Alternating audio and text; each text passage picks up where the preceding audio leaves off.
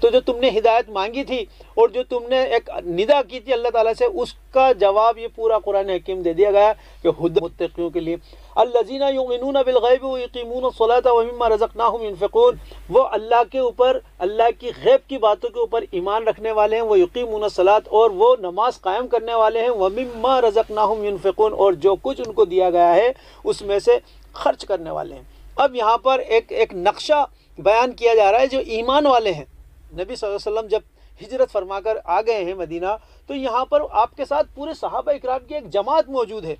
اور ایک نمونہ، ایک اسوہ کے طور پر پوری جماعت، سارے صحابہ اکرام موجود ہیں۔ یہ حضرت عمر ہیں، یہ ابو بکر ہیں، یہ علی رضوان اللہ تعالیٰ علیہم اجمعین ہیں۔ تو اے لوگوں، ان کی ذات کو دیکھو، ان لوگوں نے ایمان قبول کیا ہے، پوری ایک جماعت موجود ہے، اور ان کی کیفیت کیا ہے؟ یؤمنون بالغیب، کہ وہ غیب کی باتوں پر ایمان لاتے ہیں، نبی صلی اللہ علیہ وسلم کی تصدیق کرتے ہیں، غیب کی باتوں پر ایمان لاتے ہیں۔ لہذا بالغیب ویقیمون الصلاۃ ومما رزقناہم ینفقون، اور یہ نماز کو قائم کرتے ہیں، اور جو کچھ بھی ان کو عطا کر دیا گیا ہے ومما رزقناہم ینفقون، اس میں سے خرچ کرتے ہیں، انفاق کرتے ہیں، اللہ کی راہ میں خرچ کرتے ہیں۔ جو کچھ بھی اللہ تعالیٰ نے ہمیں دے دیا ہے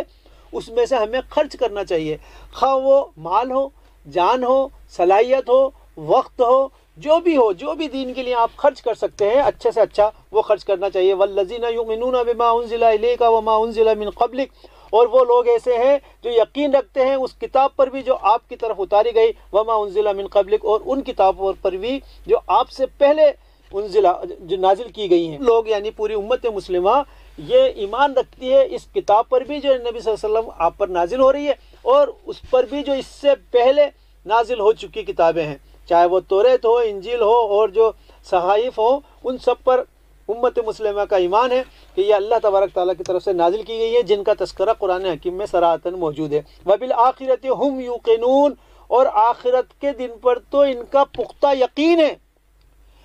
اوپر تو ایمان کی بات آئی تھی کہ غیب پر ایمان رکھنے والے، اللہ کی راہ میں خرچ کرنے والے، نماز قائم کرنے والے، اور وبالآخرۃ ہم یوقنون، اور آخرت پہ تو ان کا پختہ یقین ہے، ایقان ہے۔ گویا کہ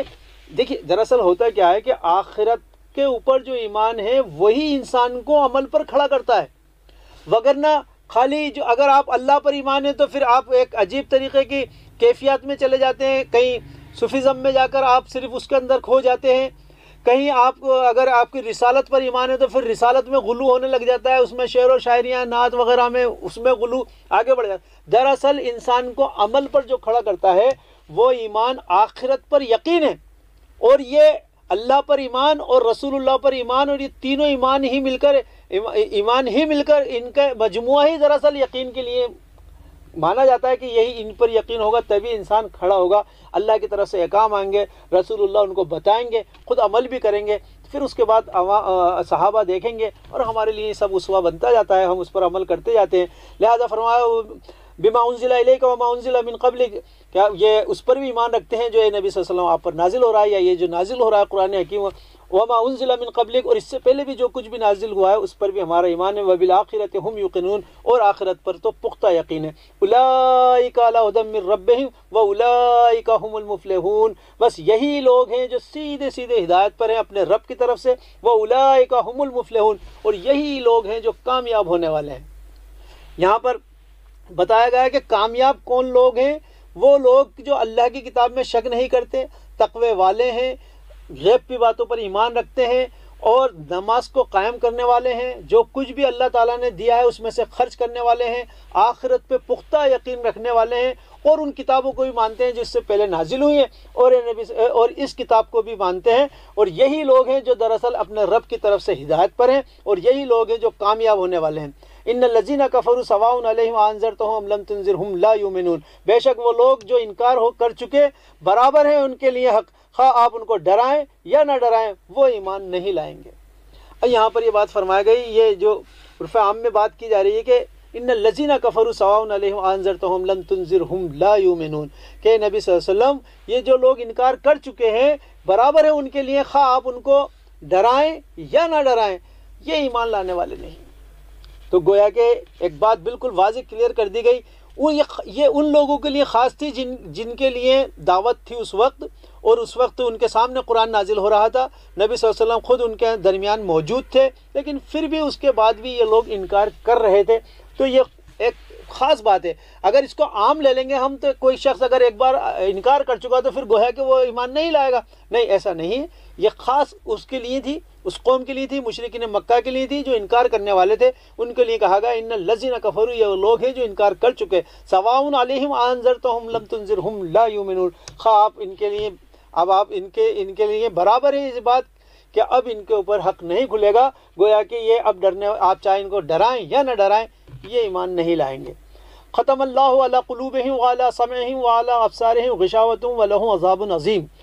اور ختم اللہ علی قلوبہم، اور ان کے دلوں پر اللہ تعالیٰ نے مہر لگا دی ہے، وعلی سمعہم، اور ان کے کانوں پر بھی، وعلی ابصارہم، اور ان کی آنکھوں پر، غشاوۃ پردہ، ان کی آنکھوں پہ پردہ پڑ گیا ہے، ولہم عذاب عظیم، اور ان کے لیے تو بہت بڑا عذاب موجود ہے۔ اب ایک نقشہ تو اوپر تھا ایمان والوں کا، پوری صحابہ اکرام کی جماعت اس کے اندر کھری اتر رہی تھی۔ اب یہ جو دوسرا نقشہ یہاں پر بیان کیا جا رہا ہے، یہ دراصل ان لوگوں کا نقشہ ہے۔ پہلے رکوع میں یہ دو نقشے بیان کر دیے کہ جو انکار کرنے والے ہیں، جن کو دعوت دے دی گئی، اس کے باوجود بھی وہ ایمان نہیں لاتے ہیں، ان کے لیے کہا گیا کہ آپ خواہ ان کو ڈرائیں یا نہ ڈرائیں، یہ ایمان نہیں لائیں گے۔ کیوں نہیں لائیں گے؟ ختم اللہ علی قلوبہم، کہ ان کے دلوں پر اللہ تعالیٰ نے مہر لگا دی ہے۔ یہ مہر ایسے ہی نہیں لگتی، بار بار جب انسان ضد کر لیتا ہے اور بار بار جو ہے دعوت کو انکار کرتا رہتا ہے، اس کے بعد اللہ کی طرف سے یہ فیصلہ ہو جاتا ہے کہ اب اس کے دل میں کوئی خیر اترنے والا نہیں ہے،